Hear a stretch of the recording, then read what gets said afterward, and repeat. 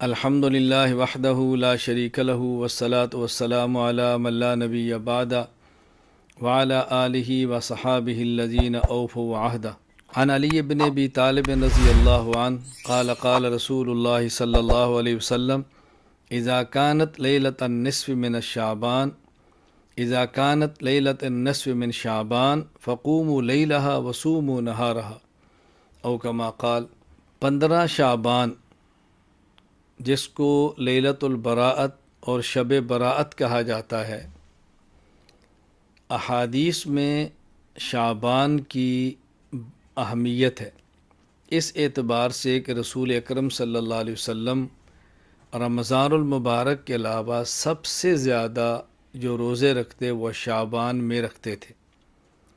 اسی طرح رسول اکرم صلی اللہ علیہ وسلم رجب کا چاند نظر آنے پر دعا جب مانگتے تو شعبان کا ذکر بھی فرماتے، اللہم بارک لنا فی رجب و شعبان و بلغنا رمضان، اور رمضان تک اے اللہ ہمیں پہنچا دے۔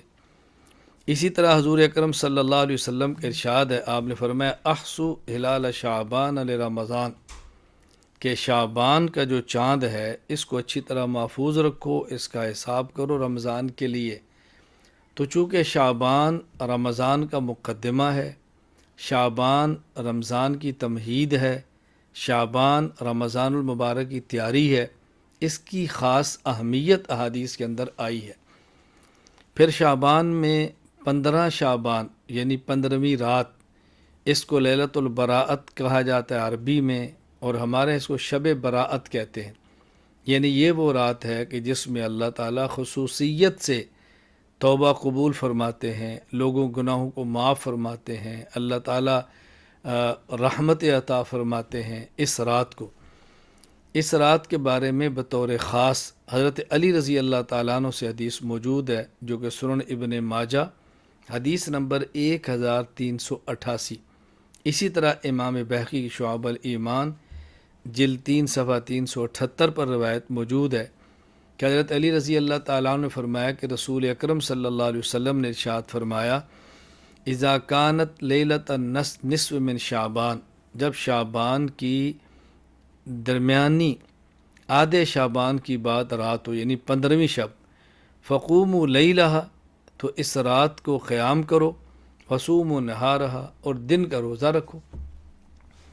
تو 15 شعبان رات کی عبادت اور دن کا روزہ یہ مستحب ہے، رکھنا چاہیے، نہ سنت مؤکدہ ہے، نہ واجب ہے، نہ فرض ہے۔ اگر کوئی شخص اس دن کا روزہ نہ رکھے اور 15 شعبان کی شب کا قیام نہ کرے، کوئی اس پر ملامت نہیں، کوئی اس پر نکیر نہیں، کوئی اس پر اعتراض نہیں۔ اگر کوئی رکھتا ہے تو بہت اچھا کرتا ہے، لیکن اس رات کو قیام اجتماعی کرنا، نوافل کی جماعت کرانا، باقاعدہ تداعی کر کے لوگوں کو دعوت دینا، یہ مناسب نہیں۔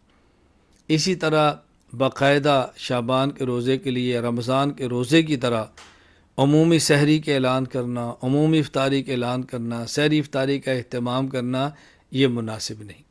یہ عبادت ہے، اجتماعی نہیں، انفرادی ہے، فرض واجب سنت مؤکدہ نہیں، بلکہ زیادہ سے زیادہ مستحب کے درجے میں ہے۔ اگر کوئی کرتا ہے تو بہت اچھی بات ہے۔ ہمارے بہت سارے مشائخ سے اس رات کا قیام بھی ثابت ہے، رات کی اہمیت کے پیش نظر عبادت بھی ثابت ہے۔ اللہ تعالیٰ توفیق عطا فرمائے تو کرنی چاہیے۔ ہاں، ایک بات کا بطور خاص خیال رکھیں کہ بعض لوگ وہ ہیں جن کے بارے میں رسول اکرم صلی اللہ علیہ وسلم کا ارشاد ہے کہ ان کی اس رات بھی مغفرت نہیں ہوتی۔ ہمیں اس سے بچنا ہے کہ ہم اس فہرست کے اندر شامل نہ ہوں۔ یہ حدیث شعب الایمان للبیہقی کے اندر موجود ہے، حدیث نمبر 3556۔ الترغیب والترہیب کے اندر موجود ہے، حدیث نمبر 1547، کہ نبی کریم صلی اللہ علیہ وسلم فرماتے ہیں جبرائیل میرے پاس آئے، اتانی جبرائیل علیہ السلام، فقال هذه الليلة لیلۃ النصف من شعبان، یہ شعبان کی درمیانی شب ہے یعنی 15ویں شب ہے، وَلِلَّهِ فِيهَا عُتَقَاءُ مِنَ النَّارِ، بعدد شعور غنم کلب، بنی کلب کی بکریوں کے بالوں کے برابر، یعنی بہت بڑی تعداد میں اللہ تعالیٰ جہنم سے لوگوں کو آزادی کا فیصلہ فرماتے ہیں۔ لیکن لا ينظر اللہ فیہا الی مشرک و الی مشاجح ولا الی قاطع رحم ولا الی مسبل ولا الی عاقل لوالدی ولا الی مدمن خمر۔ یہ 6 لوگ ایسے ہیں کہ جن کی طرف اللہ تعالیٰ رحمت کی نظر سے نہیں دیکھتے۔ نمبر 1 مشرک، نمبر 2 کینہ رکھنے والا، نمبر 2 رشتہ داروں سے تعلقات کو ختم کرنے والا، نمبر 4 شلوار ٹخنوں سے نیچے رکھنے والا، نمبر 5 والدین کی نافرمانی کرنے والا، نمبر 6 شراب کا عادی۔ اللہ تعالی ہماری حفاظت فرمائے۔ کس قدر افسوس کی بات ہے، کس قدر دکھ کی بات ہے، محرومی کی بات ہے کہ اس رات بھی انسان اللہ تعالیٰ کی نظر رحمت سے محروم ہو جائے اور انسان کی مغفرت نہ ہو سکے۔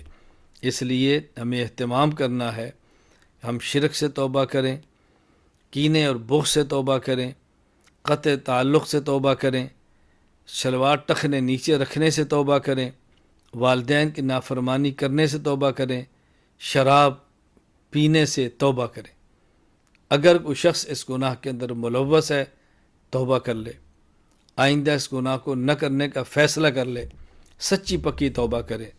بہرحال میری گفتگو کا خلاصہ یہ ہے، 15 شعبان شب براءت، لیلۃ البراءت کی رات عبادت بھی کر سکتے ہیں، 15 شعبان کو روزہ بھی رکھ سکتے ہیں۔ نہ تو اجتماعی عبادات کا اہتمام کریں، اجتماعی کا معنی کہ باقاعدہ اعلان کریں، تداعی کریں، اشتہار چھپوا کے جمع کریں، انفرادی عبادت ہے۔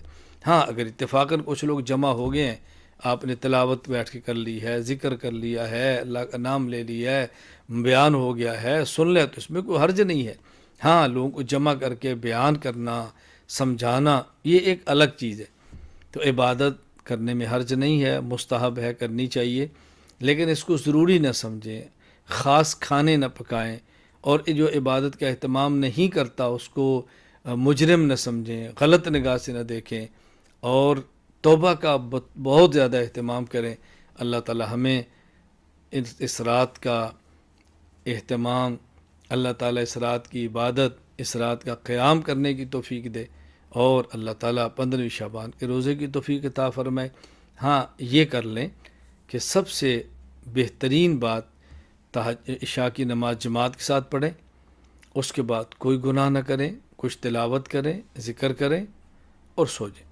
صبح اٹھ کے تہجد پڑھیں، پھر وتر پڑھیں، اور یوں فجر کی نماز تک خود کو اعمال کے اندر مشغول رکھیں، جماعت کے ساتھ عشاء کی نماز، جماعت کے ساتھ فجر کی نماز۔ انشاءاللہ اللہ تعالیٰ کی ذات سے امید ہے اللہ تعالیٰ پوری رات اجر اور عبادت کے اندر شمار فرمائیں گے۔ وآخر دعوانا ان الحمد للہ رب العالمین۔